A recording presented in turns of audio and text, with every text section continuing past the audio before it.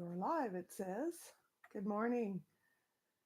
I'm going to pick up where I left off reading, and I may read a little bit longer because I'll just wing it.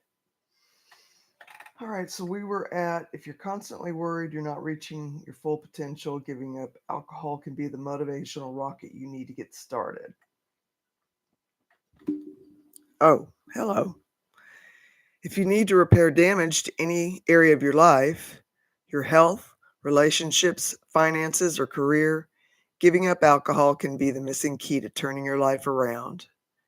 And if you search your soul and aren't all that convinced that you like yourself, giving up alcohol will allow you to heal. Once again, you will gain far more than you lose. So, what exactly will you gain from reading this book? Here's a quick rundown. First, you will discover the exceptional health and fitness benefits of quitting drinking. Even a relatively small amount of alcohol can be incredibly damaging to your weight, skin, gut, and brain. Alcohol is a poison that the body isn't designed to process, hence why it comes in diluted form and why alcohol poisoning exists. I can assure you that comments like, "You look 10 years younger," and "Wow, you've lost weight and look amazing," never get old. After health, we move on to finances. Drinking is expensive to start with, and it's also a substance that compromises your judgment and often leads to poor financial decisions. Have you ever pressed the big red F it button when you have had a few drinks and it doesn't actually say the word, so you know it's implied? When you've had a few drinks only to regret it financially for months or even years to come? It took me 6 years to fully pay off the debt from a last-minute holiday to Las Vegas. 4 nights of fun for 6 years of debt. That doesn't seem like a fair trade. I used to work in London's financial industry on a decent salary, but I still lived paycheck to paycheck. Quitting drinking can transform your finances, whether you need to get out of debt, buy your first property, or simply want to start saving and growing your money. And you can do all of this quicker than you might expect. Next, we look at relationships, spanning everything from dating to parenthood. No more relying on a few glasses of wine to calm your nerves before a big date. Sober dating is as right as it gets. No comment. Except for I did a lot of that. And yeah, no comment. Relationships do change if you're living a sober life, especially if drinking was a large part of it before.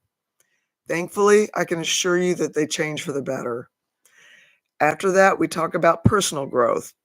Drinking alcohol, even just a couple of times per week, can create a significant negative feedback loop. A night out leads to a hangover, which leads to junk food and laziness.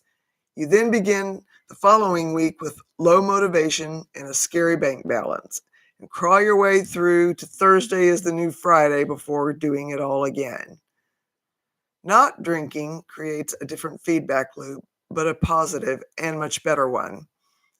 Imagine waking up on a Monday morning with more motivation and money than you expected, and that happening week after week. This is where changes happen fast. It's little wonder that so many sober people report huge achievements in the months and years after quitting drinking. After talking about personal growth, we get spiritual, and that doesn't mean talking about God unless you want it to. As David Bowie once said, religion is for people who fear hell. Spirituality is for people who have been there. Many people who quit drinking find that empty feeling of living week to week is replaced by something very different. The complete feeling of a well-fed soul.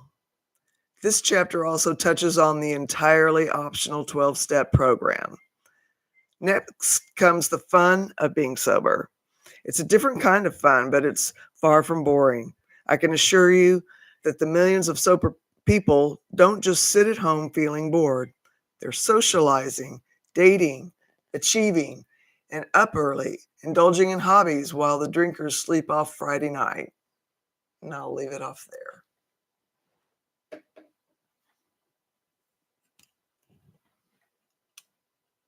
Well, still nobody present.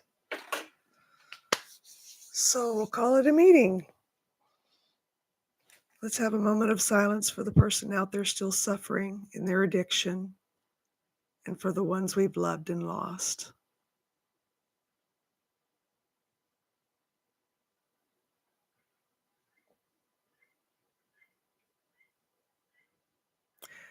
Grant me the serenity to accept the things I cannot change, the courage to change the things I can, and the wisdom to know the difference. Okay, see you at 4:40. Peace.